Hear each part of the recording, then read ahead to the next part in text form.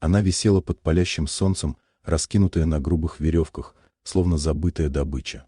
Руки и ноги были натянуты до боли, одежда разорвана, кожа покрыта пылью и потом. Молодой женщине по имени Лора Кин было чуть больше 20, и силы кричать у нее давно закончились. Остался лишь хриплый шепот.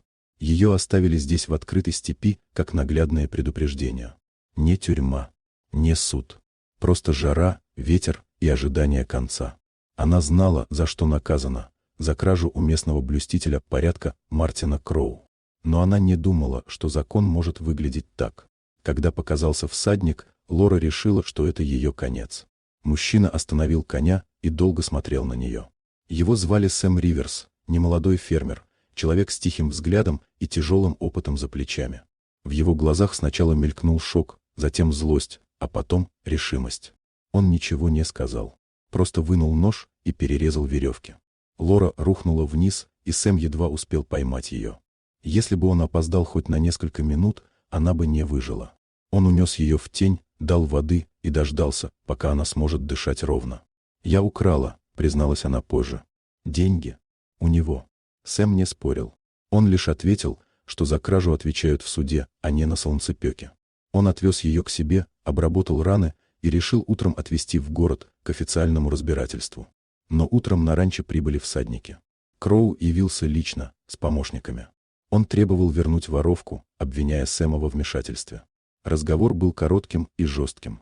Сэм отказался. И тогда Лора сказала правду. Она украла не просто деньги. В ту ночь она стала свидетелем убийства. Курьер с кожаной сумкой, платой за незаконную сделку, был застрелен Кроу в его кабинете.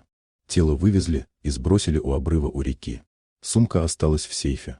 Именно ее Лора и забрала, думая, что ворует у жадного человека, а оказалось у мертвеца. Они поняли, если останутся, их не станет.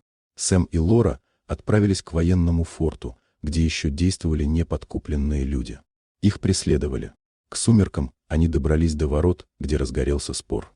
Значок против слов. Закон против правды. Сэм бросил на землю кожаную сумку. «Эти деньги не дошли до адресата», — сказал он.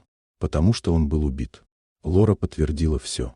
Солдаты закрыли ворота и вызвали старшего офицера. Через несколько дней информация подтвердилась. Был найден курьер. Были найдены улики. Кроу арестовали и увезли под охраной. Лора вернулась на ранчо Сэма не как преступница, а как человек, который выжил. Она работала, возвращая долг, училась жить без страха. По вечерам они сидели на крыльце и молчали, и этого было достаточно. Иногда справедливость начинается не с закона, а с одного человека, который не проходит мимо чужой боли. А иногда тот, кого называют вором, оказывается единственным, кто решился сказать правду.